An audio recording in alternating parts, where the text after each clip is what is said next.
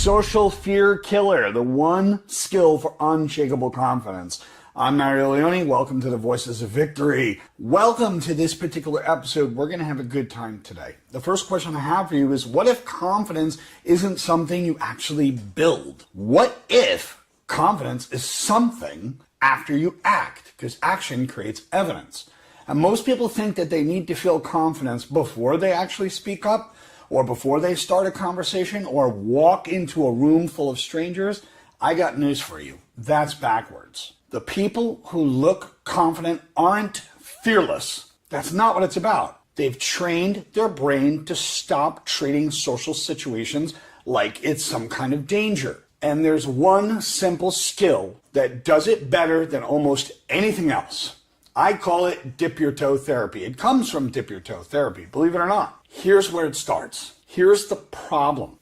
Your brain has one big fat job: to keep yourself safe and your nervous system safe. The problem is that it can't tell the difference between what a real threat is and an uncomfortable moment that actually happened. So your nervous system is completely firing. Your nervous system is introducing yourself to someone new, and it can feel out of sorts, like you're standing on the edge of a cliff. So what do most people actually do? They avoid it. They keep their mouth shut. They don't say anything. They wait. They tell themselves they'll do it later, maybe even leave. But every time you avoid a situation, your brain is learning. You're training your brain a dangerous lesson. And good things that we escape seem to be risky, but that fear gets stronger, not weaker. Here's the deal.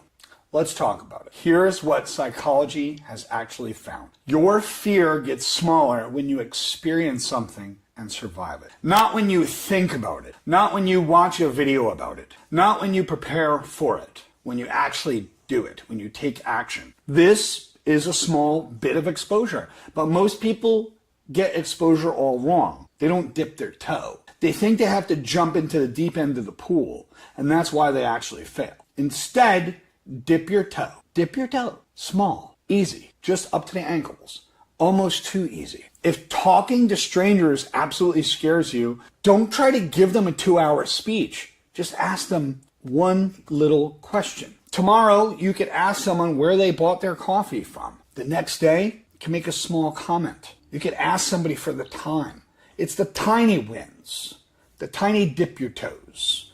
The tiny proof. Because evidence comes from action, and every successful interaction gives your brain a solid understanding. It understands that nothing bad happened. Then your brain says, I can handle this, because action creates evidence. And your brain will say, maybe this is not a dangerous thing. Maybe my nervous system is okay here. The science, in plain, straightforward English, is your brain learns more from experience than your actual thinking. You can tell yourself you're confident. You can affirmation your way through it 1,000 times. But one real-world action will dig that deeper into your brain. Confidence isn't a feeling at first. Confidence is evidence. Confidence is evidence. Evidence comes from action. And that's all I'm going to say. It's so simple today. The goal isn't to become fearless like Jet Li. The goal is to stop waiting for the fear to leave you and just act. Don't jump into the deep end of the pool.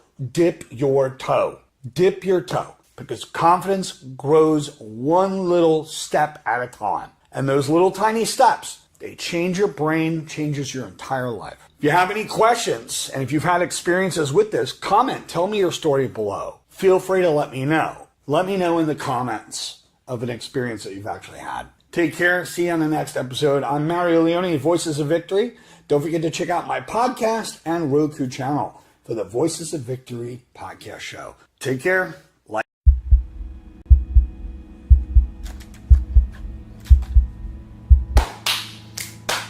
A lot of people can't tell the sharks from the guppies. And that's the exact reason as to why narcissists actually fool people. People assume that confidence and narcissism is actually the same. I'm Mario Leone, and welcome to the difference between narcissism and confidence. But one comes from security, and the other one comes from insecurity. They look very similar. And there's one simple test that actually exposes them separately. And a lot of folks don't notice it. So you got person A and person B. Imagine two people walking into a room. Both are successful. Both are doing quite well. Both are willing to speak up and both are assertive. When we look at them quick, fast, we notice something. They look identical at first glance, but then you pick up on something. Only one of them needs approval. And that is a major difference that separates the two of them. Confident people don't need to prove that they are valuable. They don't need to prove that they are strong. Confident people are grounded. Grounded in who they are. They accept who they are. Not everybody's going to agree with them, but they're okay with that. A narcissist needs constant confirmation that they're somehow valuable. A confident person has self-worth. Confident people don't need to prove that they are valuable. They don't need to prove that they are strong. Confident people are grounded. Grounded in who they are. They accept who they are. Not everybody's going to agree with them, but they're okay with that. A narcissist needs constant confirmation that they're somehow valuable. A narcissist needs validation. A confident person can be criticized and still understand who they are and know who they are and be grounded in who they are. That's why one of them can be very curious and the other is constantly on the defense. And when they're defensive, you can see their nervous system is very rattled. It's the difference between security and fragility. So the next time someone seems very confident, watch what happens when you actually challenge them. That's where the rubber meets the road. And that tells you everything. And if you ever wondered why criticism connects to people so much, feel free to watch my video on criticism. Have a great day. Don't forget to like, subscribe, and share. Check me out on Podbean. Check me out on Roku. You can download my Roku channel and just get all the audios from my podcast right through there.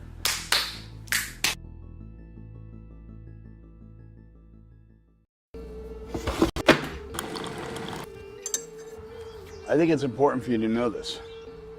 Follow me. You keep trying to talk things out, but it falls apart. You walk away thinking, man, I could have did so much better. Did anyone even hear me? Your goal is simple. You want to speak up, stay calm, and not get pushed around. But most folks, they either blow up or stay way too quiet. Doesn't help anyone. But there's another path. Let's talk about DEAR. D is for describe. This is where you just lay out the facts and describe what is actually happening. E is for expression. You want to explain to them. When I don't express myself, I get frustrated. I want to be able to complete my thought. A is for ask for what you want. Can you please let me respond without actually interrupting? And if they interrupt again, you say, I'm still speaking. They interrupt one more time, I am still speaking. You can go a little louder. At that point, you could turn around and do an about face. R is the next letter, and R is for reinforcement. You want to say to them, I want to be able to understand you. This allows me to focus and it allows our conversations to work better. When things have the tendency to actually heat up, that's when you have to return back to the facts. You have to get right back to the facts and circle back to it. When you circle back to those facts, you're going to explain to them, I'm just pointing out what actually happened. Not what I think, but what actually happened. Some people will fall into denial. They'll start to, no, that's not true. We both know what happened. And when you say that, you have to say that very confidently. And when you say that confidently, they will start to cave in. We both know what we experienced.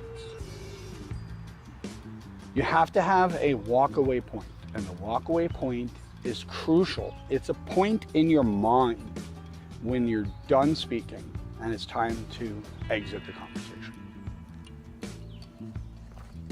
When you're having an honest conversation, there's no blame. There's no drama.